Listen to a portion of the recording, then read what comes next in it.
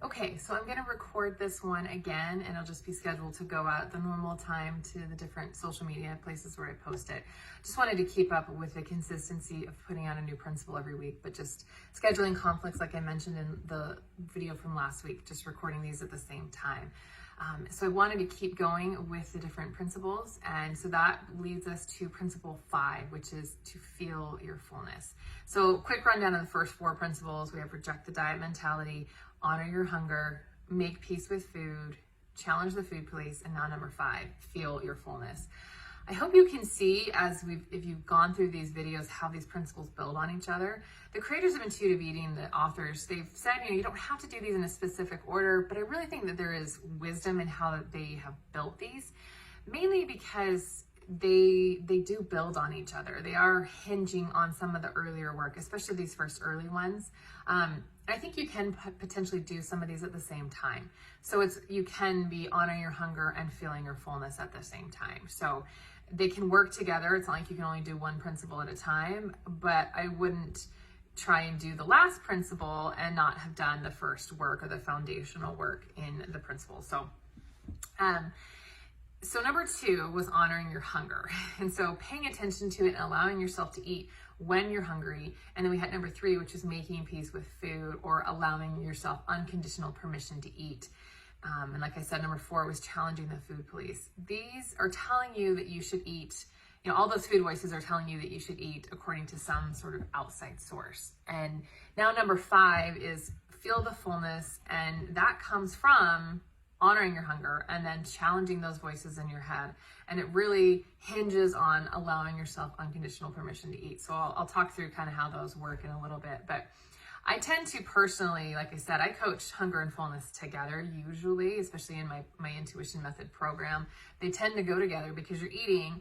If you're paying attention to your hunger, you want to pay attention to the fullness on the flip side. So this is 2 principles that can very easily be learned and taught together. So that's okay if you decide to do them together, because they're really all about listening to your body's signals that tell you, okay, I was hungry and now I'm no longer hungry. So the work that you've done in honoring your hunger is going to help you because you're more aware of observing the signals in your body, and that's going to help you understand and pay attention to whether you're comfortably full or not. So the idea of pausing in the middle of eating and asking yourself how food tastes, this is all about honoring your hunger. What is your current hunger level? So in the Intuitive Eating book by Evelyn Tribbley and Elise Reich, they talk about feeling your fullness is all about listening for the body signals that tell you that you're no longer hungry. Observe the signals that show you that you're comfortably full.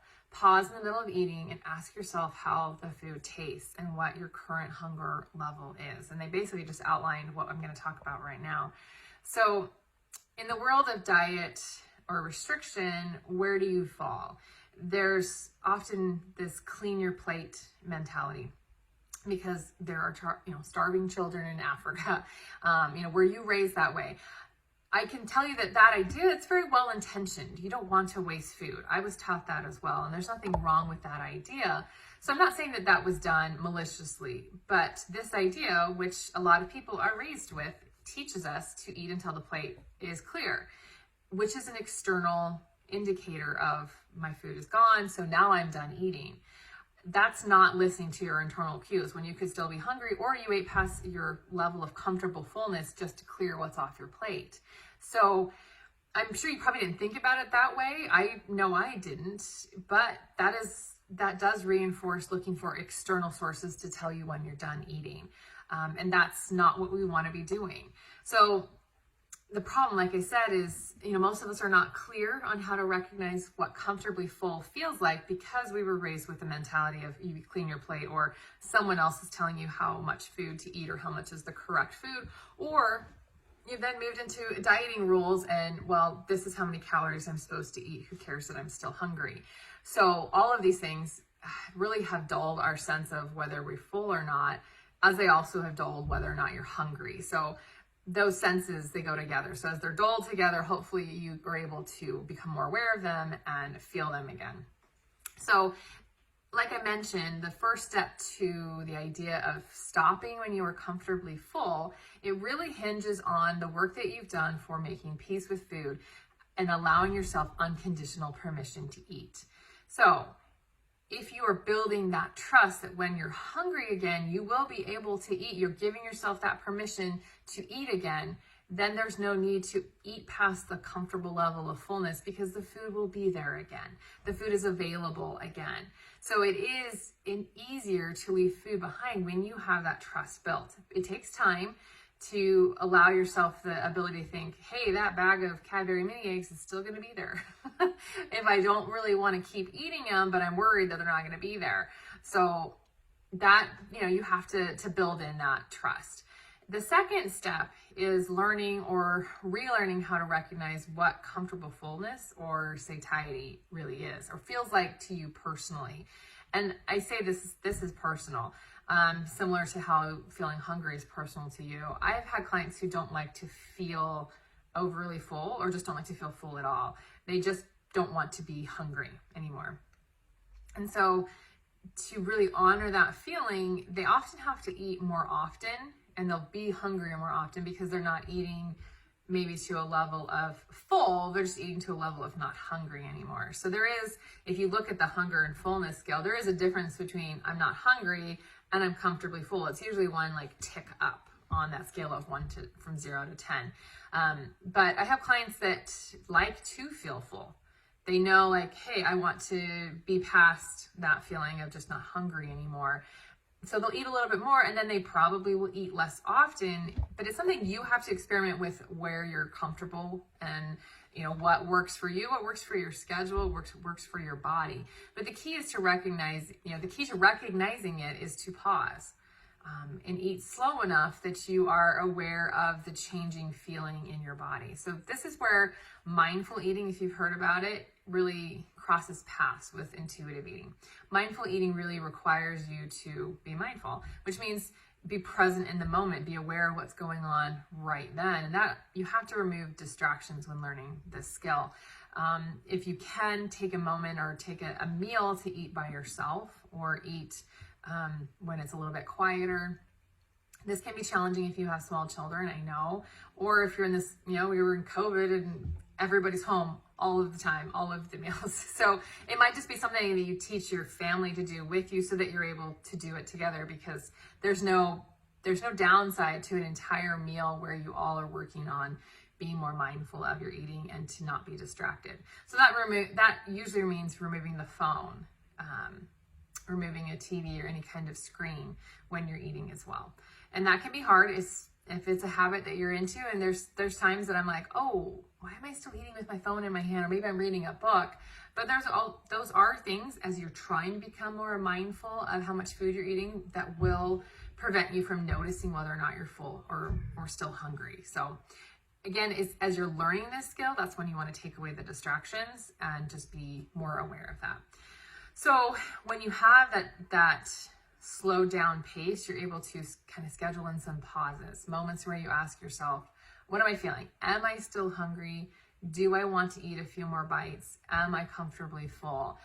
And one of the principles I'll introduce next week is also about satisfaction, and where the food doesn't taste as good after you've gotten to the point where you're past fullness. And I'll go into more of that next week. But it could also be that question of, am I still enjoying this food, or would I enjoy more of it as a leftover tomorrow or something?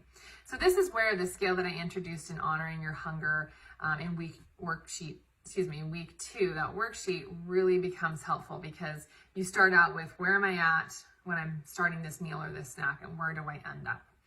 And you can determine where your level of comfort is. Is it, I don't want to get more hungry than a 4, but I don't want to get more full than a 7, or maybe you're okay getting a little bit more hungry. You don't like feeling as full. So it's just work and experimenting that you have to do with yourself. And then you're able to look at, well, how soon after I eat am I hungry again? Does that work for my schedule? Does that work with how often I'm able to eat or have a snack or whatever? And can I experiment with perhaps eating a little bit more, so I'm a little bit more full, and then I'm able to go longer and I don't need to have a snack as often or have as many small meals. Again, this is where you get to do the work and find what works for you. There's no prescribed, you need to have 5 small meals a day or 3 meals and 2 snacks. This is what you get to do for yourself. And you may find, hey, I overeat and I got to like an 8 And I didn't like that feeling because when it was time for dinner with my family, I wasn't hungry again. So again, it can go both ways between eating way past what you're comfortably full with or not eating enough. So again, it's just getting in touch with your body's cues, but I want to just leave you with a couple of notes about this when you're experimenting, things that you might wonder about. I would recommend when you're doing this work to avoid what I would call air foods, foods that don't actually fill you up, or I wouldn't say they don't fill you up, but they take a long time to fill you up. Low calorie foods that are specifically designed for it to be low calorie, air popped foods like popcorn or pirate's booty, things like that. These foods are not inherently bad, and I'm not saying you can't ever have them, but for the experiment of like actually noticing when you're full, they're not very nutrient dense. You'll notice that you have to eat larger quantities of them to feel full, and then you might be still looking for food after the fact because they are mostly air.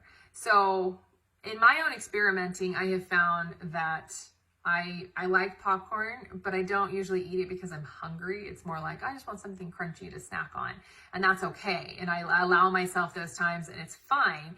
But sometimes I'm like, if I'm hungry, but I want the popcorn, I've decided, oh, I've done the experimenting to know, maybe I'll have a cheese stick first with it, some protein, or maybe I'll have a piece of fruit or something with it, because I've learned I have to have a lot of popcorn to feel like I'm full, and that actually hurts my stomach. So again, it's experimenting that I've done, so you can do that. I just would challenge you to look at that and decide if that works for you to have some of those air foods. But, you know, again, like try, if you find that it's not working, you're not comfortable with how much you have to eat to feel full, try adding in a complex carb with it or some kind of protein and doing those experiments with yourself and how it feels in your body. Now, the second thing is the question of, well, what if I can't stop eating? Even when I'm full or when I wasn't even hungry to begin with, I'm eating. That is when you're most likely using the food as a coping mechanism of some kind. Again, that's not inherently bad. It's just something you want to look at and be curious and aware of. And if food is your only coping mechanism, then that's something that you want to look into, and it can create a problem of eating to the point where you're almost, you're punishing yourself. So you're on an emotional eating scale. If food is the only coping mechanism that you have, you want to look at, can we add more in that would help you address those emotions better? So this is important enough of its own, on its own. It is actually a principle later. It is it's in 2 weeks actually, where we'll talk about using food as an emotional coping mechanism in a healthy way. So if you have questions on that, send them to me, but we will address it in a couple of weeks in more detail. And lastly, if you feel like when you're eating, you're full, but you feel like something is missing, you notice like, I'm comfortably full, but I'm still on the prowl, I would do this like an animal, but I'm still looking for something kind of to top off, or just it's a taste. So this is when you are missing the satisfaction factor, and it's part of feeling full, and we'll talk about it next week. So I'm excited to address that satisfaction part. It actually ties into a previous type of hunger when you have a taste hunger. So again, these principles all go together, and we'll talk about that next week. Something we miss really often because of diet culture and the diet voices in our head. So it's usually when I introduce people get really excited about. So stay tuned for that next week, and I'll meet you back here in a week. And if you have any questions, again, just let me know and reach out if you're interested in a free mini coaching session to talk through these things and see where you are as an eater and find just quick, easy steps on how to move forward. Thanks.